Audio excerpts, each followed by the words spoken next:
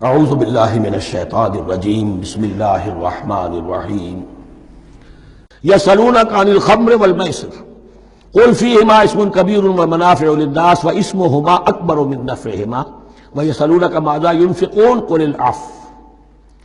اور یہ پوچھتے ہیں کتنا خرچ کریں، انفقوا انفقوا انفقوا وانفقوا فی سبیل اللہ ولا تلقوا بایدیکم الی التہلکہ، یہ آیت پر کل پڑھ چکے ہیں.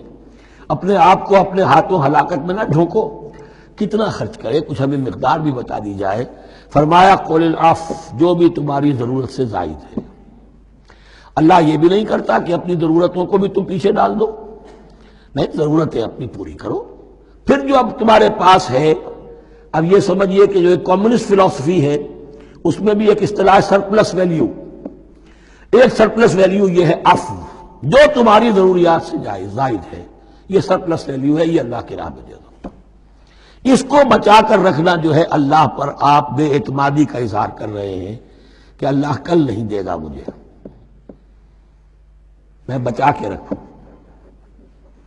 یسألونک ماذا ينفقون قل العفو. لیکن اس میں یہ ہے کہ ضرورتیں کتنی ہیں، کیا ہے، اس کا کوئی پیمانہ مقرر نہیں کیا. یہ ہے باطنی روح، جس کے اندر اللہ کی محبت اور آخرت کا ایمان بڑھتا جائے گا، وہ اتنا ہی اپنی بیلٹ ٹائٹ کرے گا، اپنی ضرورتیں کم کرے گا، اپنے معیار زندگی کو پست کرے گا، اور زیادہ سے زیادہ جو ہے وہ اللہ کی راہ میں دے گا. یہ اصول یہ ہے کہ ہر شخص یہ دیکھے کہ جو میری ضرورت سے زائد ہے اسے میں ریٹین نہ کروں، اسے میں دے دوں. اس انفاق پر پورے 2 رکوع آگے آنے والے ہیں سورہ مبارکہ میں. کذالک یبین اللہ لکم الآیات لعلکم تتفکرون. اسی طرح اللہ تعالی اپنی آیات تمہارے لیے واضح کر رہا ہے تاکہ تم تفکر کرو، غور کرو فی الدنیا والآخرہ. تمہارا یہ غور دنیا کے بارے میں بھی ہونا چاہیے، آخرت کے بارے میں.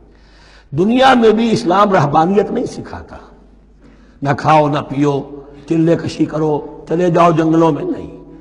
اسلام متمدن زندگی کی تعلیم دیتا ہے. گھر گھرستی ہے، شادی کرو، بیوی بچوں والے رہو، ان کے بھی حقوق کو ادا کرو، ان کا بھی پیٹ تمہیں پالنا ہے.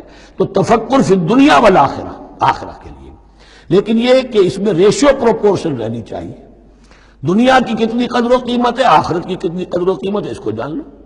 اسی کے حساب سے ایلوکیشن اگر نہیں ہے تو پھر یہ کہ سینس آف پروپورشن اگر غلط ہو گیا تو ظاہر بات ہے کہ پھر ہر چیز تلپٹ ہو جائے گی. ایک دوا کے نسخے میں کوئی چیز زائد تھی، کوئی کم تھی، آپ نے جو کم تھی اسے زیادہ کر دیا، جو زائد تھی کم کر دیا، تو اب ہو سکتا ہے کہ یہ نسخہ شفا نہ رہے، نسخہ ہلاکت بن جائے.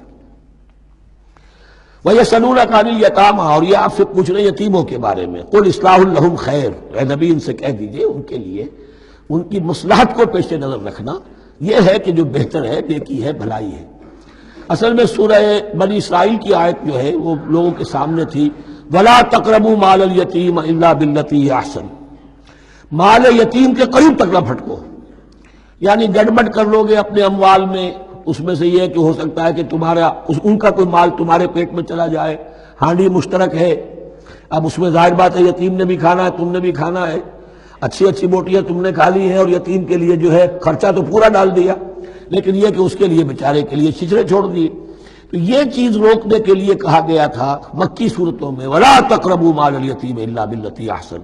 اب صحابہ کے لیے تو یہ چیزیں ایسی تھیں کہ اشارہ ذرا سا ہو گیا اور انہوں نے اس پر عمل کیا، انہوں نے ہڈیاں علیحدہ کر دی تاکہ ان کا خرچہ بالکل علیحدہ رہے. اب اس میں تکلیف ہو رہی تھی، ایک گھر کے اندر ہی ایک یتیم ہے، اس کا خرچہ اس کے مال میں سے نکالا جا رہا ہے.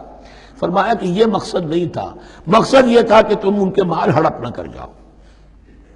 قُلْ إِصْلَاحٌ لَهُمْ خَيْرٌ، قُلْ إِصْلَاحٌ لَهُمْ خَيْرٌ، ان کے لیے اصلاح کرنا بھلائی کا ہے. وَإِن تُخَالِطُوهُمْ فَإِخْوَانُكُمْ، اگر تم اپنے ساتھ ان کو ملائے رکھو تو وہ تمہارے بھائی ہیں. وَاللَّهُ يَعْلَمُ الْمُفْسِدَ مِنَ الْمُصْلِحِ، اللہ جانتا ہے مفسد کو بھی مصلح کو بھی. وہ جانتا ہے کہ یہ آدمی گڑبڑ کر رہا ہے، یہ ہنڈیا علیحدہ کر کے بھی گڑبڑ کر سکتا ہے، اور یہ وہ شخص ہے جو ہنڈیا مشترک کر کے بھی حق پر رہ سکتا ہے. وَلَوْ شَاءَ اللَّهُ لَعَنَتَكُمْ، اگر اللہ چاہتا تو تمہیں سختی میں ڈالے ہی رکھتا، تم پر مشقت جو ہے یہ کیے رکھتا. ان اللہ عزیز الحکیم، یقیناً اللہ زبردست ہے، حکمت والا ہے. ایک طرف وہ سختی بھی کرتا ہے، زبردست ہے، لیکن وہ اس کے ہر حکم کے اندر حکمت بھی ہے، اور جہاں حکمت نرمی کی متقاضی ہوتی ہے وہاں وہ رعایت بھی دیتا ہے. صدق اللہ العظیم.